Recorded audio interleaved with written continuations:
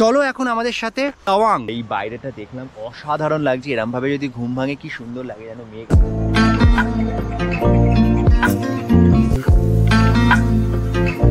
এবং এই ব্রিজটা কিন্তু পায়ে হেঁটে যেতে হবে, এই যে আমাদের সামনে এই ব্রিজ।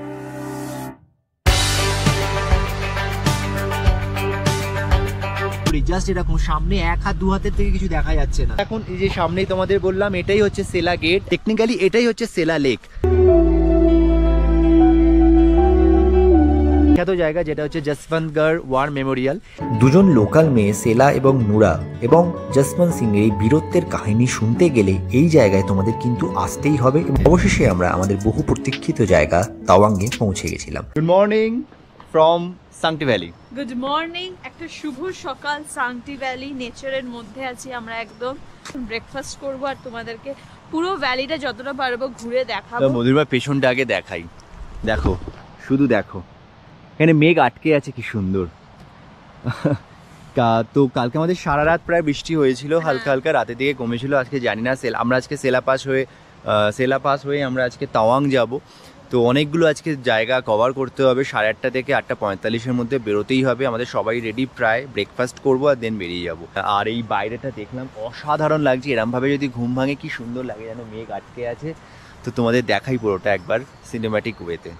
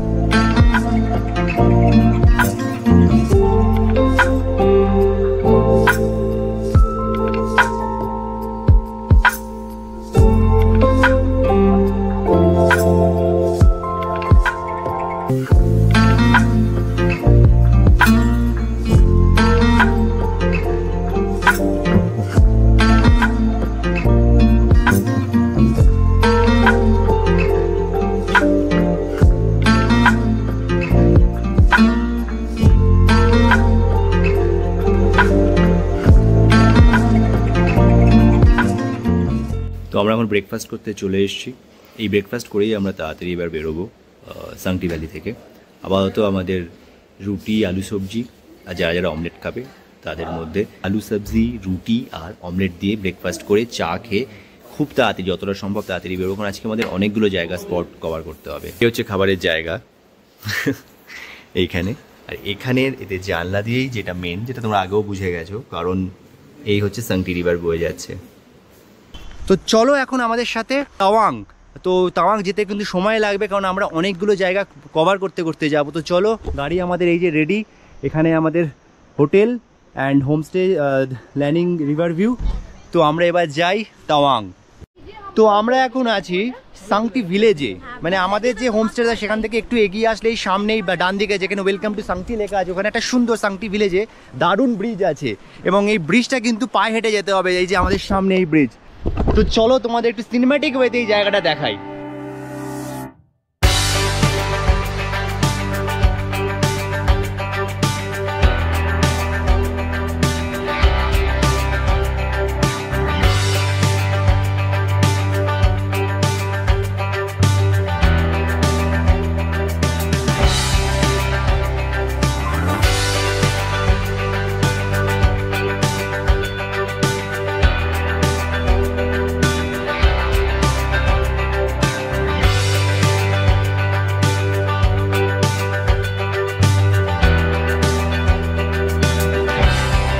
আমাদের ড্রাইভার ভাই বারবার বলছিলেন যে অনেক লেট হয়ে যাচ্ছে, তাড়াতাড়ি চলো তাড়াতাড়ি চলো। বাট আমরা ভাবছিলাম যে জায়গায় এখন আমরা আছি সেই জায়গার মজাটা আগে নিয়ে নিই, তারপর যা হবে দেখা যাবে। আমরা এখানে ইন্ডিয়ান অয়েলের পেট্রোল পাম্পে এখন তেল নিচ্ছি, কারণ তাওয়াংয়ের দিকে যেতে গেলে তেল ভরাট করে যাওয়াই ভালো। তো এখানে আমি যা দেখলাম যেটা 82 টাকা 20 পয়সা ডিজেলের দাম, অনেকটাই কম।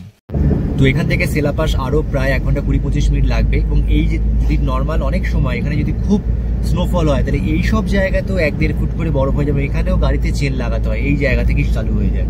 আপাতত রাস্তা ফুল ক্লিয়ার, তো আমরা যাচ্ছি তাই যতটা তাড়াতাড়ি সম্ভব, কারণ উপরে দেখা যাচ্ছে আকাশ কিন্তু মেঘলা, তো যখন তখন স্নোফল হতে পারে। সাংটি ভিলেজে যেখানে আমরা শ্যুট করছিলাম তার সেখান থেকে সেলা পাসের ডিস্টেন্স 75 কিলোমিটার মতো। 2.5 ঘন্টার মতো সময় লাগে এখানে আসতে। যেহেতু স্নো সেরকমভাবে এখানে পড়েনি তাই আমরা খুব সহজেই চলে এসেছিলাম। আর এই যে জায়গাটা, এটা হচ্ছে বৈশাখী মিলিটারি স্টেশন। এখানে সেলা ওয়ারিয়ার্সের উদ্দেশ্যে এখানেই সুন্দরভাবে এগুলো সাজানো আছে।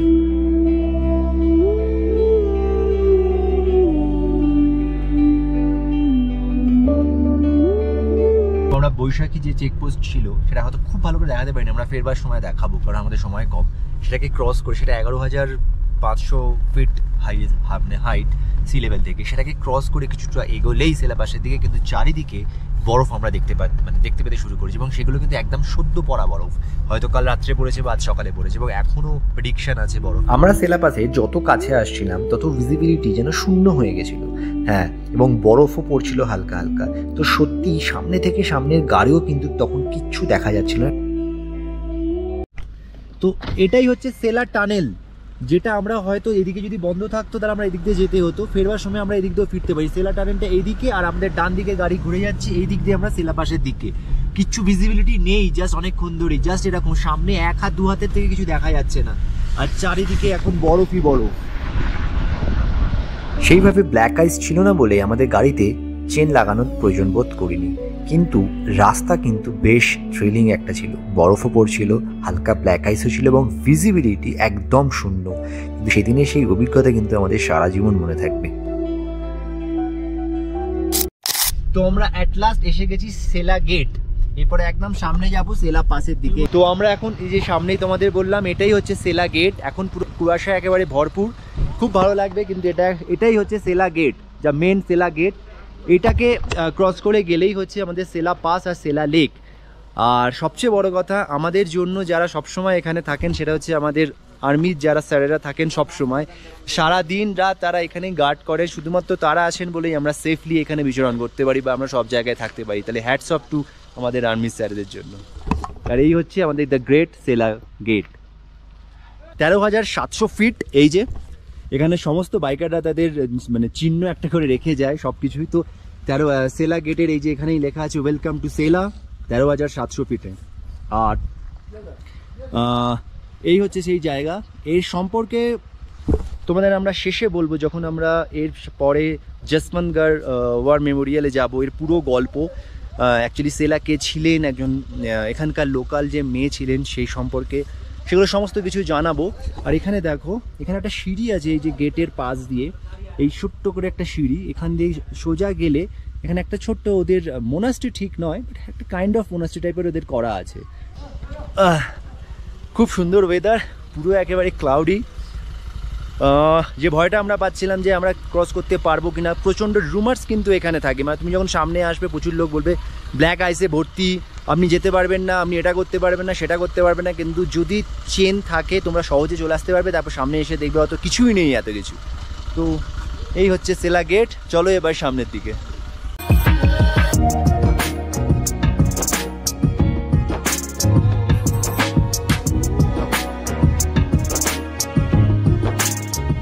এই হচ্ছে welcome to west Kameng Sela, Sela pass, Sela top. Arunachal Pradesh আসলে যেটা মেন সেলা পাস, সেটা তোমাকে ক্রস করতেই হবে। এ সম্পর্কে যেটা বলা, সেটা 13,700 ফিট উচ্চতায় এই পাস যেটা আছে, সেটা মেনলি হচ্ছে অরুণাচল প্রদেশের যে তাওয়াং আছে, তাওয়াংয়ের সাথে যে তেজপুর, এই যে ডিস্ট্রিক্টগুলো, এই ডিস্ট্রিক্টগুলোকে এটাই কানেক্ট করে হচ্ছে সেলা পাস। এবার সেলা পাসে যদি প্রচণ্ড বরফ পড়ে বলে এখানে ওরা যেটা করেছে কিছুদিন আগে 2024 সালেই এটা নরেন্দ্র মোদীজি যেটা উদ্বোধন করেছে, সেটা হচ্ছে সেলা টানেল, যেটা আমরা ফেরবার সময় হয়তো সেলা টানেলে যেতে পারবো, যেটা 4x7 365 ডেজই ওপেন থাকে। সো সেলা গেট, এই যে মেন সেলা গেট থেকে ক্রস করে আসলেই তোমার বাঁদিকেই পড়বে সেলা লেক। অ্যাকচুয়ালি সেলা পাসের পাশেই এই লেকটা ছিল বলে আমরা ভেবেছিলাম এটা সেলা লেক, কিন্তু এটা অ্যাকচুয়াল সেলা লেক নয়। এর থেকে আর 2 মিনিট সামনে এগোলেই সেলা লেক পড়বে। সো আর্মিদের এখানে সুন্দর একটা ক্যান্টিন আছে, ক্যান্টিন কাইন্ড অফ। তোমরা আসলে এখানে ম্যাগি, চা, কফি খেতে পারো, চিপস অ্যান্ড অল। এবং যদি তোমাদের কোনো প্রবলেম হয় তাহলে এখানে আর্মির লোকেরা আছেন, তোমাদেরকে হিটারে একটু কিছুক্ষণের জন্য গা গরম করে নিতে পারো।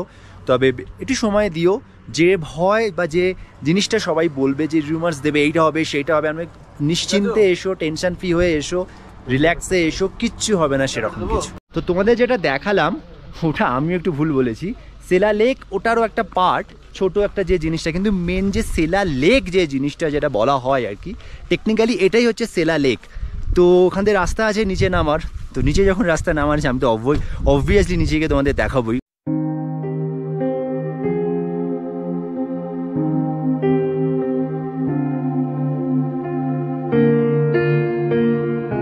তো আমার এখানে এই যে তোমাদের দেখালাম আমি সিঁড়ি, সেলার এখানে লেখা আছে আই লাভ সেলা, সবাই আছে যে মধুরিমা অনুরিমা। তো দেখো এই যে আমার পিছন দিয়ে অনুরিমাও আসছে, আমি আসছি বলে এখন আস্তে আস্তে যে এখানে সিঁড়িটা দিয়ে তোমরা আস্তে আস্তে নেমে সেলা লেকের একদম কাছে যেতে পারো। সেলা লেকটা অস্বাভাবিক সুন্দর লাগছে, তার কারণ পেছনের যে পাহাড় ওখানে কিছু মেঘ আটকে আছে মনে হচ্ছে।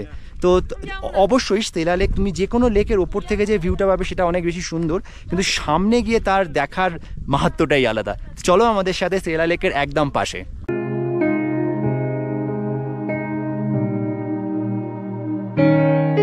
আমি যখন গুরুদঙ্গরের একদম নিচে গেছিলাম, গুরুদঙ্গর অনেক বেশি 18,000 আরও বেশি ফিট।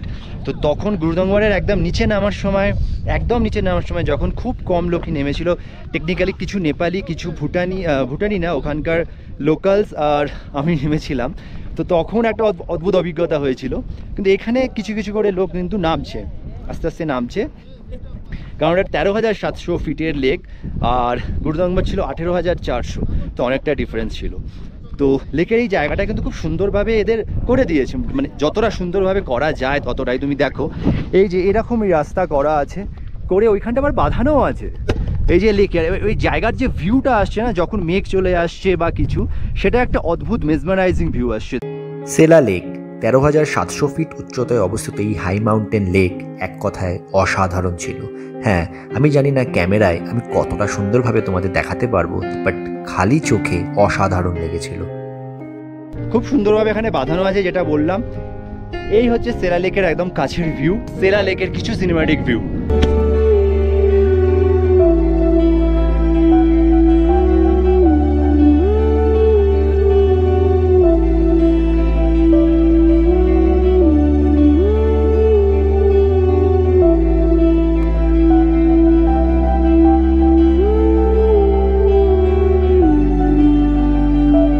জায়গায় যখন মেঘটা আটকে যাচ্ছে সবথেকে, মানে ওই সময়টা কিন্তু সত্যি একটা মেসমারাইজিং ভিউ লাগছে।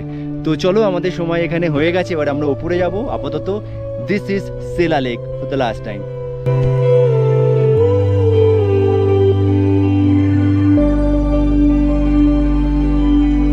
আমার যে কোনো পাহাড়ি জায়গায় এই লেক দেখতে অসাধারণ লাগে। এবার কেন এতটা ভালো লাগে আমি জানি না। দূরের এই পাহাড় যখন মেঘে এই অর্ধভাবে ঢাকা ছিল, অদ্ভুত সুন্দর লাগছিল। যাই হোক, এর পরবর্তী গন্তব্য ছিল আমাদের Jaswant Singh war memorial, but রাস্তা এবং প্রাকৃতিক সৌন্দর্য অসাধারণ বললেও কম।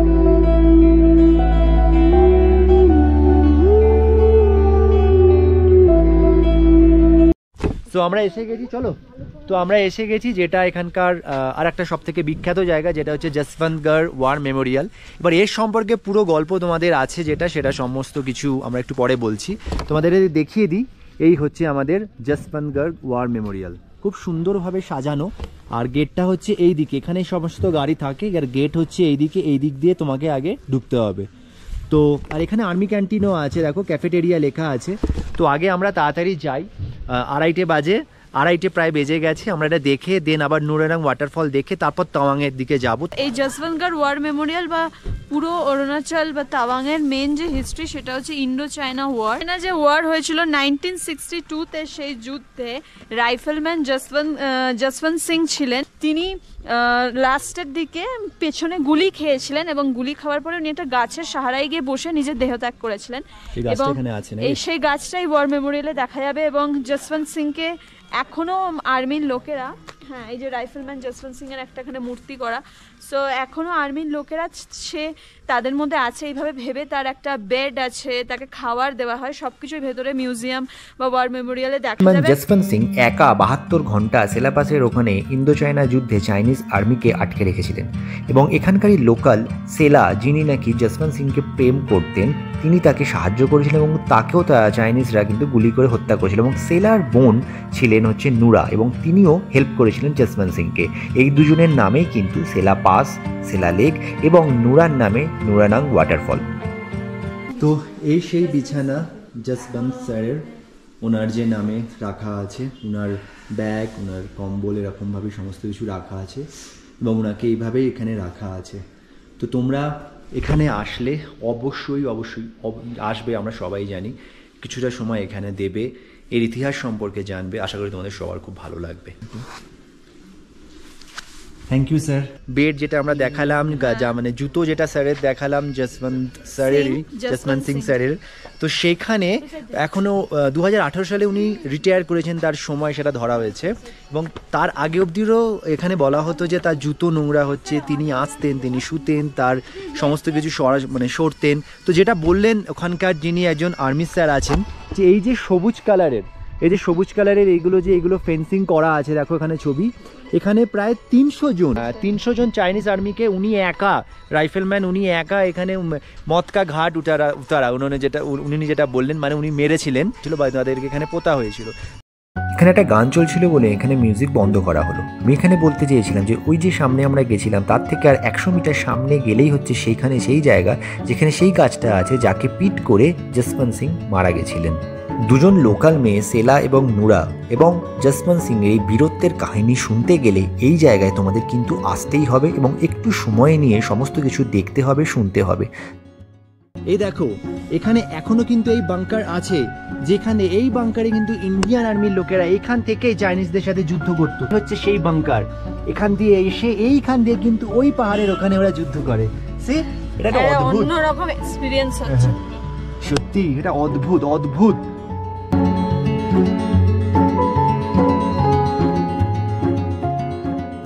ওখানে একটা বাংকার ছিল, এখানেও দেখো এটা লেখা আছে 1962 বাংকার 3, ইন্ডিয়ান ফ্ল্যাগ আছে। ওখানে দেখো বাংকার 4, হাত আমার যেখানে আঙুলটা যাচ্ছে। তো এখানে প্রচুর এরকম বাংকারগুলো আছে। হ্যাঁ, ওইখানে দেখো ফ্ল্যাগ, হ্যাঁ।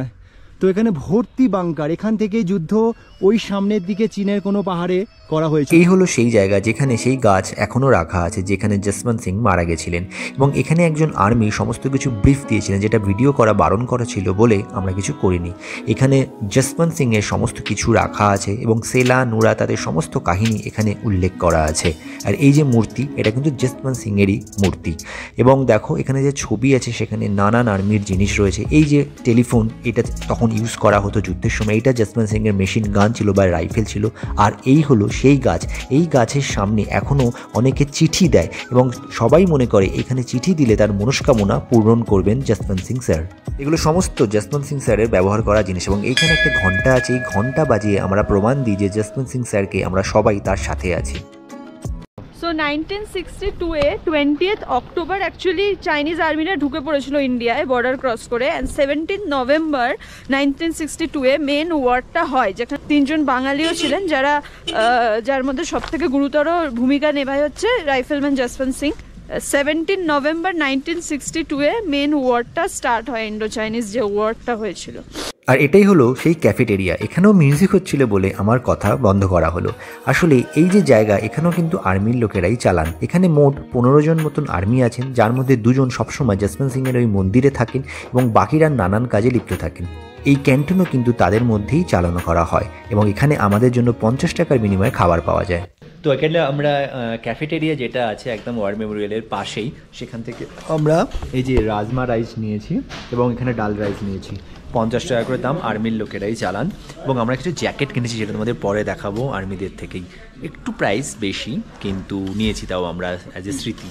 তাও আমরা এখন খেয়ে নিই, তারপর যতটা তাড়াতাড়ি সম্ভব তাওয়াংয়ের উদ্দেশ্যে যাবো। জানি না আজকে গিয়ে যেতে যেতে নুরানাং ওয়াটারফলসটা এক সময় দেখতে পাবো কিনা, সন্ধে যদি হয়ে যায় তাহলে ফেরবার সময় আমরা নয় নুরানাং দেখি। সেদিন আবারও সন্ধে হয়ে গেছিল। সন্ধে মানে বিকেল 4:30 থেকে 4:45, তাতেই এই অন্ধকার। তাই আমরা নুরানাং ওয়াটারফল সেদিন আর দেখিনি। ফেরবার সময়ও নুরানাং দেখা যায় এবং আমরা সেটাই দেখেছিলাম। তোমাদের আমরা পরবর্তী ভিডিওতে সেটা ঠিক দেখাবো। অবশেষে আমরা ধীরে ধীরে তাওয়াংয়ের উদ্দেশ্যে রওনা দিয়েছিলাম। 9:30টার সময় বেরিয়েছিলাম সমস্ত কিছু করে। এখন বাজে ঘড়িতে 5:10। এখানে তো 5:10 মানে পুরো মধ্যরাত্রির মতন অন্ধকার।